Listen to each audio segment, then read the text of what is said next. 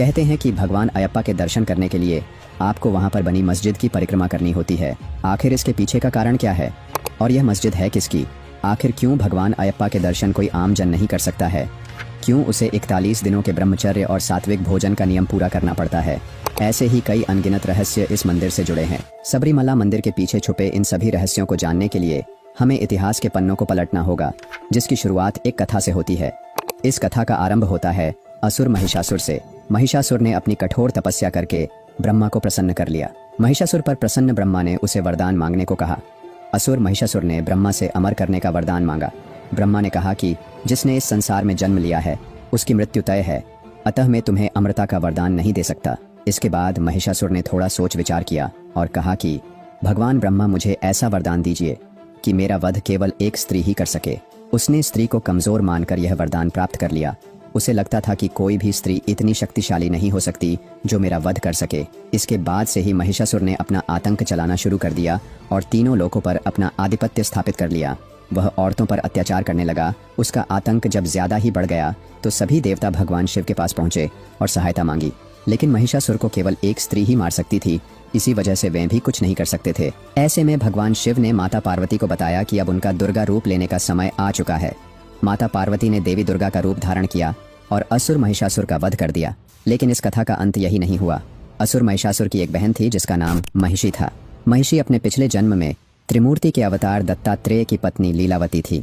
अपने कर्मों के कारण दत्तात्रेय ने उसे श्राप दिया और वह महिषी के रूप में जन्मी। महिषी को लगता था कि उसके भाई का वध सभी देवताओं ने मिलकर छल से किया है। वह किसी भी तरह से अपने भाई की मृत्यु का बदला लेना चाहती थी। यही सोच लेकर महिषी ने भी भगवान ब्रह्मा की कठोर तपस्या की। महिषी की कठोर तपस्या से ब्रह्मा जी प्रसन्न हुए और उसे एक वरदान देने को कहा। महिषासुर की तरह ही महिषी ने भी उनसे अमरता का वरदान मांगा, लेकिन ब्रह्मा ने यह वरदान देने को मना कर दिया। इसके बाद उसने कहा, ब्रह्मा जी, मुझे ऐसा वरदान दीजिए कि मेरा वध केवल भगवान विष्णु और भगवान शिव के मिलन से होने वाले पुत्र से ही संभव हो।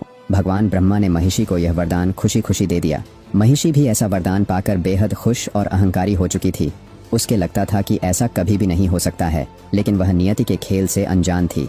भगवान ब्रह्मा से वरदान पाने के बाद महिषी ने विकराल रूप धारण कर लिया। उसने चारों ओर त्राही त्राही मचा डाली। उसने सभी को मारना शुरू कर दिया। महिषी का आतंक चल ही रहा था कि इसी बीच एक असुर भगवान शिव की कठोर तपस्या कर रहा था। उसकी कठोर तपस्या से प्रसन्न होकर भगवान शिव ने उसे वरदान लेने को कहा।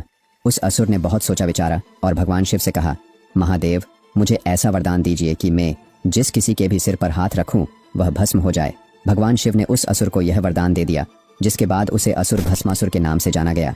महादेव से ऐसा शक्तिशाली वरदान लेने के बाद उसने शिव से कहा कि आप कहीं जाइएगा मत, मुझे अभी भी विश्वास नहीं है। भगवान शिव ने उसे अपने वरदान का परीक्षण करने को कहा तो उसने कहा कि मैं अपना पहला परीक्षण आपके सिर पर हाथ करके करना चाहता हूँ। भगवान शिव ने कहा, जैसा तुम चाहो। जब भस्मासुर महादेव की ओर हाथ रखने के लिए भागा तो भगवान ब्रह्मा ने समय चक्र को रोक दिया। भस्मासुर भागता ही रहा, लेकिन वह भगवान शिव तक नहीं पहुंच सका। यही वह समय था जब भगवान विष्णु का मोहिनी अवतार होना था। भगवान विष्णु ने मोहिनी अवतार लिया और भस्मासुर के सामने प्रकट हुए। भस्मासुर मोहिनी को देखकर अपने सुध बुध खो बैठा, क्योंकि मोहिनी का रूप अत्यंत सुंदर और आकर्षक था।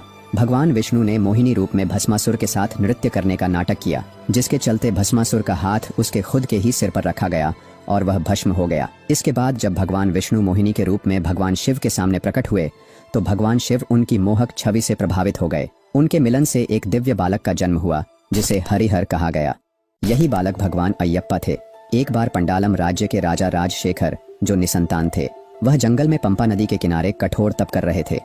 तभी उन्होंने अचानक एक रोते हुए बच्चे की आवाज सुनी, जिसका पीछा करते हुए उन्होंने टोकरी में एक छोटा बच्चा देखा जो दिव्य दिख रहा था। राजा राजशेखर मन में सोच ही रहे थे कि वहां एक महात्मा प्रकट हुए और राजा से कहा, महाराज, आप इस बच्चे को अपने महल में ले जाएं और जब वह 12 वर्ष का हो जाए तब आपको उसके दिव्य उद्देश्य का पता चलेगा। ऐसा कहकर वह महात्मा वहां से अंतर्ध्यान हो गए। राजा राजशेखर ने इस बालक को मणिकांत नाम दिया। कुछ समय बाद राजा और रानी के अपने पुत्र राजा राजन का जन्म हुआ। मणिकांत और राजा राजन दोनों साथ बड़े हुए, लेकिन मणिकांत असाधारण क्षमताओं के कारण अधिक प्रसिद्ध हो गए। उन्होंने वेदों और युद्ध कला में निपुणता प्राप्त की। अपनी शिक्षा पूरी करने के बाद अयप्पा ने अपने गुरु से गुरु दक्षिणा मांगी। गुरु ने उनके दिव्य स्वरूप को पहचानते हुए अपने गूंगे और अंधे पुत्र के लिए दृष्टि और वाणी का आशीर्वाद मांगा। अयप्पा ने जैसे ही उनके पुत्र के सिर पर हाथ रखा, वह देख और बोलने लगा। यह घटना अयप्पा की अद्भुत शक्तियों का प्रमाण बनी। राजा राजशेखर के 2 पुत्रों में से अयप्पा बड़े थे। राजा ने उन्हें अपने राज्य का अगला राजा बनाने का निर्णय लिया। हालांकि राज दरबार के एक मंत्री को यह निर्णय स्वीकार नहीं था। वह खुद राजा बनने की महत्वाकांक्षा रखता था। उसने अयप्पा को मारने की साजिश रचनी शुरू की। कई असफल प्रयासों के बाद वह रानी के पास गया और उसे बुरे विचारों से भर दिया। उसने रानी से कहा कि उसका खुद का असली पुत्र अगला राजा बनना चाहिए, न कि अयप्पा। मंत्री और रानी ने मिलकर अयप्पा को मारने की योजना बनाई। योजना के तहत रानी ने बीमारी का नाटक किया। मंत्री ने राजा को रानी के ठीक होने के लिए एक उपचार बताया और कहा कि केवल बाघिन का दूध ही उसका इलाज कर सकता है। जब यह बात अयप्पा को पता चली तो अयप्पा ने बाघिन का दूध लाने के लिए राजा से कहा, लेकिन राजा ने अयप्पा को बच्चा समझकर उसे जाने से मना कर दिया। अंत में अयप्पा की जिद करने पर राजा ने अयप्पा को बाघिन का दूध लाने के लिए हामी भर दी। मंत्री और रानी ने मिलकर अयप्पा को मारने की जो योजना बनाई थी वह सफल हुई। उन्हें लगता था कि अयप्पा जंगली जानवरों से घिरकर मारा जाएगा। अयप्पा ने किसी सेना को साथ ले जाने से मना कर दिया। वह केवल भगवान शिव की याद में आवश्यक सामान और एक 3 आंखों वाला नारियल लेकर निकल पड़े। यही वह समय था जब महिषी वध होना था। जंगल में जाने के बाद अयप्पा और महिषी के बीच भयंकर युद्ध हुआ। युद्ध के दौरान अयप्पा ने महिषी को हराकर उसे देवलोक से नीचे गिरा दिया। अजूथा नदी के पास दोनों के बीच अंतिम संघर्ष हुआ। युद्ध के अंत में अयप्पा ने महिषी की छाती पर चढ़कर भयंकर नृत्य किया। महिषी को अपनी हार का एहसास हुआ और उसने जाना कि अयप्पा कोई साधारण मानव नहीं बल्कि हरि और हर के पुत्र थे, भगवान विष्णु और भगवान शिव के अवतार। महिषी ने अपनी गलती स्वीकार की और मृत्यु को गले लगा लिया। महिषी के वध के बाद भगवान शिव प्रकट हुए और अयप्पा को उनकी दिव्य पहचान बताने का निर्देश दिया। भगवान शिव ने अयप्पा से कहा कि वह राजा राजशेखर के पास जाएं। साथ ही भगवान इंद्र बाघ का रूप लेकर अयप्पा के साथ गए। जब अयप्पा बाघों के झुंड के साथ महल पहुंचे तो राज परिवार भयभीत हो गया, लेकिन जल्दी ही उन्हें अयप्पा की दिव्यता का एहसास हुआ। रानी और मंत्री ने अपनी गलतियों को स्वीकार किया। इसके बाद अयप्पा ने सभी को आशीर्वाद दिया और अंतर्ध्यान हो गए। अयप्पा के अंतर्ध्यान होने से राजा राजशेखर गहरे दुख में डूब गए, लेकिन भगवान अयप्पा ने दिव्य रूप में प्रकट होकर राजा को सांत्वना दी। उन्होंने राजा को निर्देश दिया कि वह सबरीमाला पर्वत पर एक मंदिर का निर्माण कराएं और वहां भगवान की मूर्ति स्थापित करें। अयप्पा ने बताया कि इस मंदिर में भक्तों को तपस्या और व्रत का पालन करना होगा। उन्होंने 41 दिनों की तपस्या, ब्रह्मचर्य और 18 पवित्र सीढ़ियों की महिमा का वर्णन किया। राजा ने उनकी आज्ञा का पालन किया और सबरीमाला मंदिर का निर्माण कराया। जब मंदिर का निर्माण पूरा हुआ, भगवान परशुराम ने स्वयं भगवान अयप्पा की मूर्ति गढ़ी और मकर संक्रांति के दिन उसे मंदिर में स्थापित किया। इस प्रकार भगवान अयप्पा की पूजा का आरंभ हुआ। आज सबरीमाला मंदिर विश्व के सबसे प्रमुख तीर्थ स्थलों में से एक है। यहाँ हर साल करोड़ों श्रद्धालु आते हैं। भक्त इस मंदिर तक पहुँचने के लिए कठिन तपस्या करते हैं और घने जंगलों व ऊंची पहाड़ियों को पार करते हैं। मकर संक्रांति के दिन मकर विलाकू का दृश्य देखने के लिए लाखों लोग एकत्र होते हैं।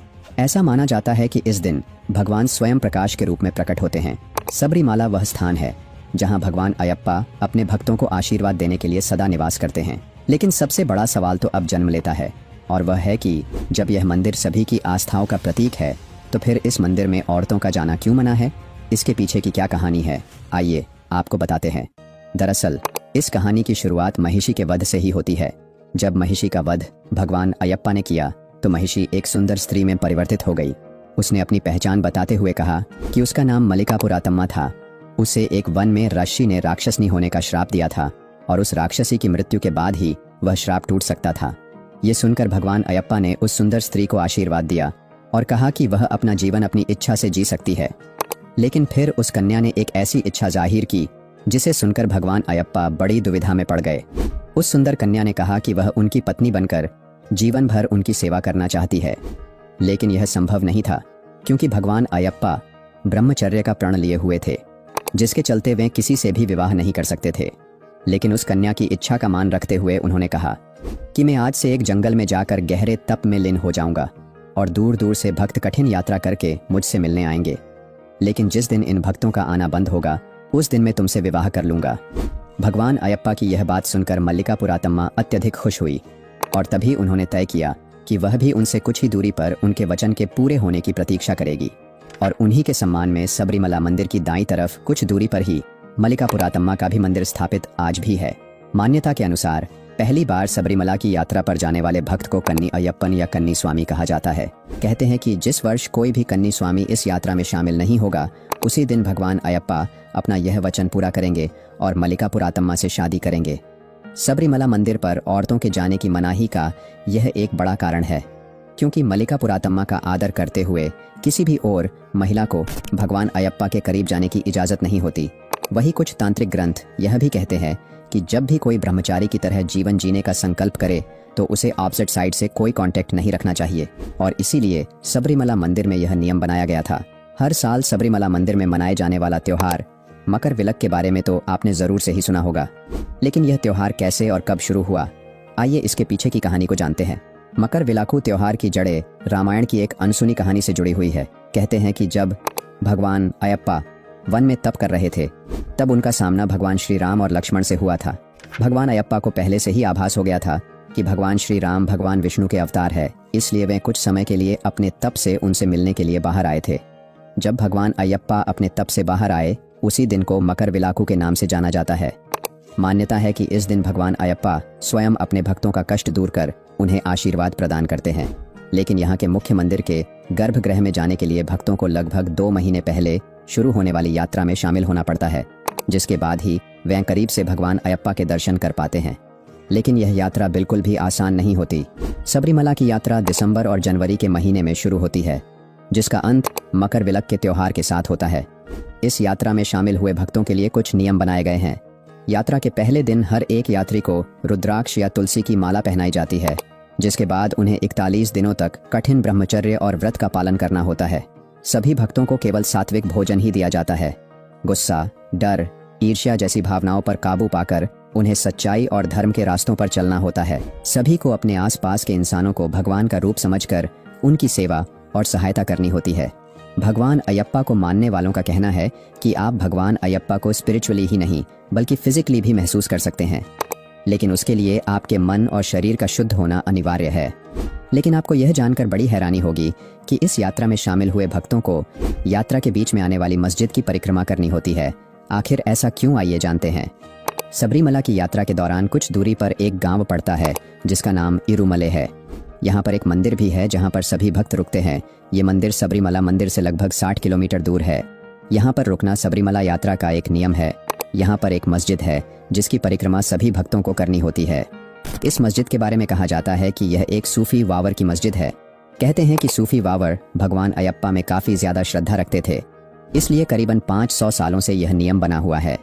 सबरीमला मंदिर केवल एक धार्मिक स्थल नहीं है, बल्कि यह भक्ति, तपस्या और धार्मिक आस्था का प्रतीक है। यहाँ और नियम हमें धैर्य, संयम और सभी धर्मों के प्रति सम्मान का संदेश देते हैं।